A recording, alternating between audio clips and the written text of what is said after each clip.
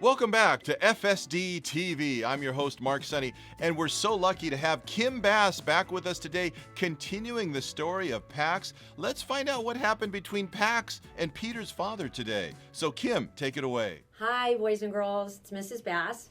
I'm back with more of our Read Aloud Pax, and we left off after chapter 15. Can you believe, Gage, that Pax actually ran into Peter's dad? Ooh. I'm excited to find out what happens next. Are you ready? We're going to start chapter 16. That's enough. The words, along with Vola's hand on Peter's shoulder, were a welcome relief.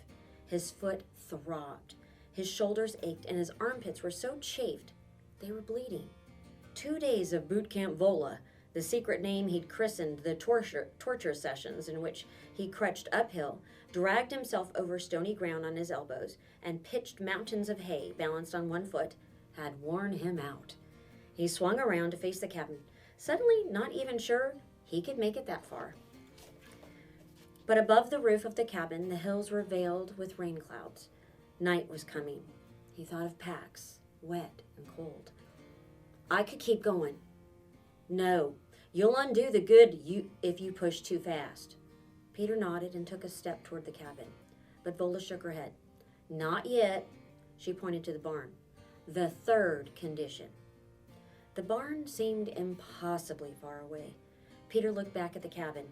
He wanted to fall into that hammock. He planted his crutch tips in a delicate show. What is it?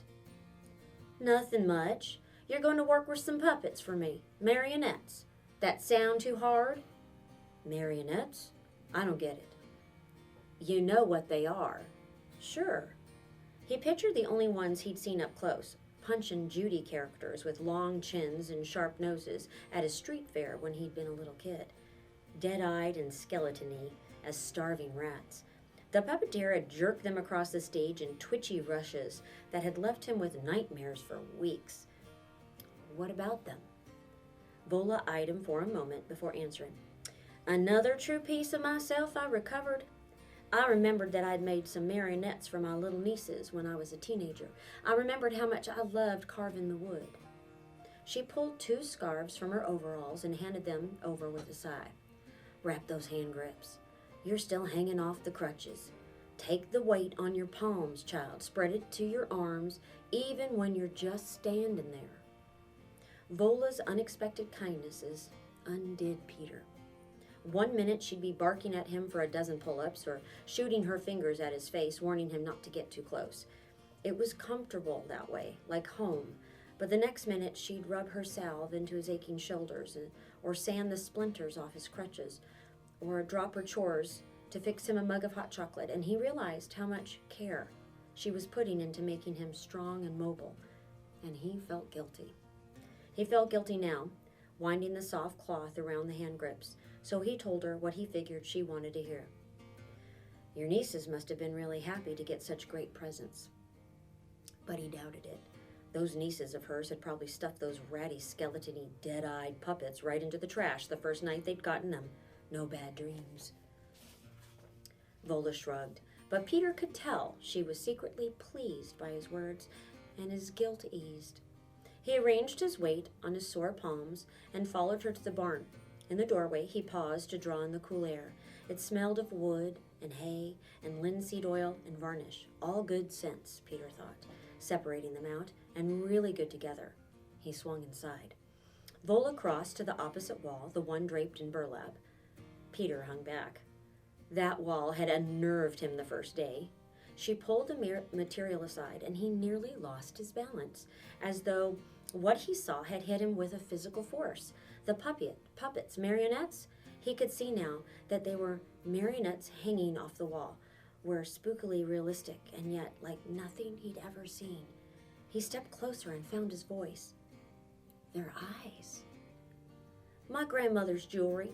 She had long jet necklaces. The pupils are filled with those beads. They flash in the light, make my friends seem alive.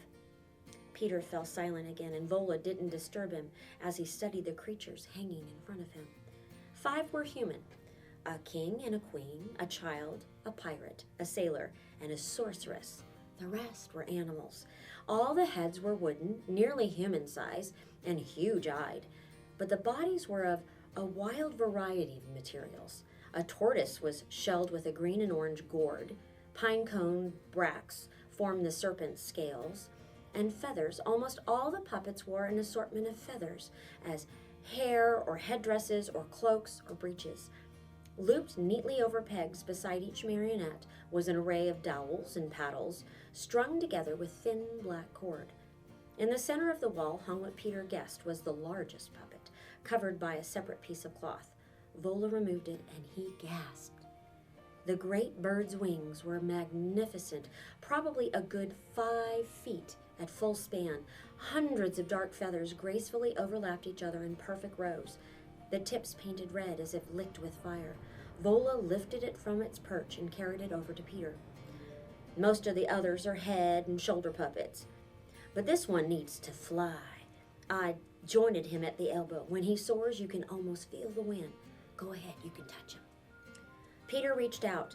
His fingertips stroked a sleek feather shoulder, then the sharp wooden beak, painted a bright gold. The bird's eyes glittered huge and black. He dropped his hands. So what do I have to do with this? Vola motioned to the hay bales. May as well sit down. I'm going to begin at the beginning. Peter sank onto the bale of hay, grateful for the rest. He watched as Vola hung the great bird back up. She pulled a small book from a niche in the wall, then came and sat beside Peter with it cradled in her hands. I killed someone. She looked up. Peter wasn't quick enough to cover his shock.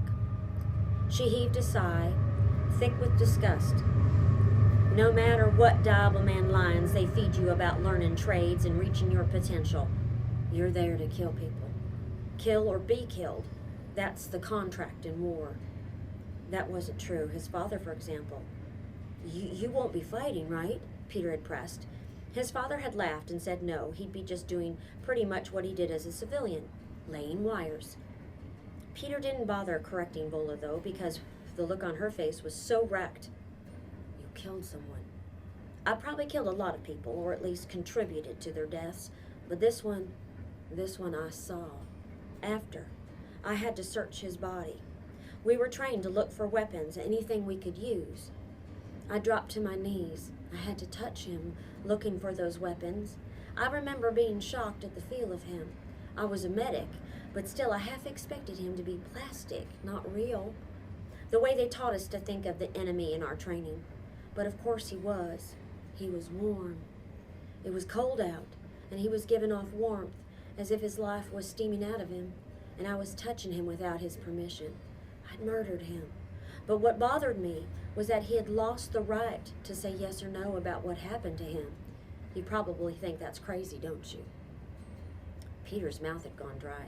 He didn't know what to say, and then suddenly he thought of the kind-eyed therapist, and he did know. That must have been hard for you. Vola looked at him with a surprised relief on her face. She nodded.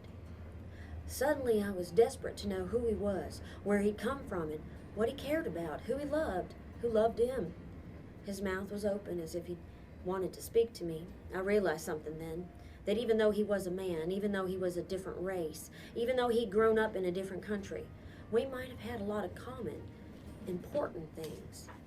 More important than which army had drafted us. 2, but not 2. But I'd killed him. So now we would never know. I searched his body, not for weapons, but for clues to who he'd been. Vola went silent, her face so devastated that Peter wanted to look away. And this. Vola lifted the book. The 7 Voyages of Sinbad, part of the Arabian Nights series, in his pocket.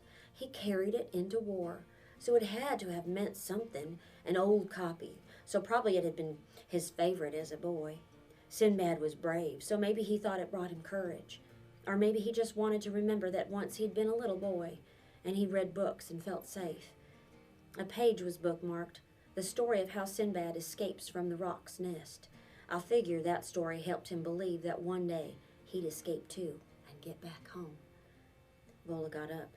She lifted the great winged puppet off the wall. The rock.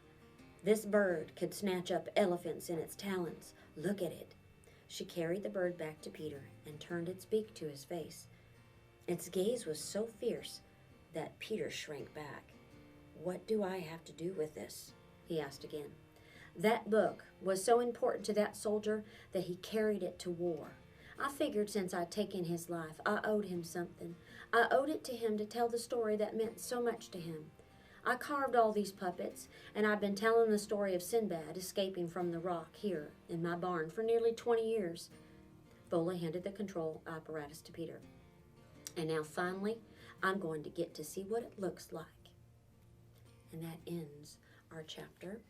Thank you, Kim. And I'm wondering right now, what is Vola up to? Well, we'll find out in the next episode of FSD TV. I'm your host, Mark Sonny, and come back again.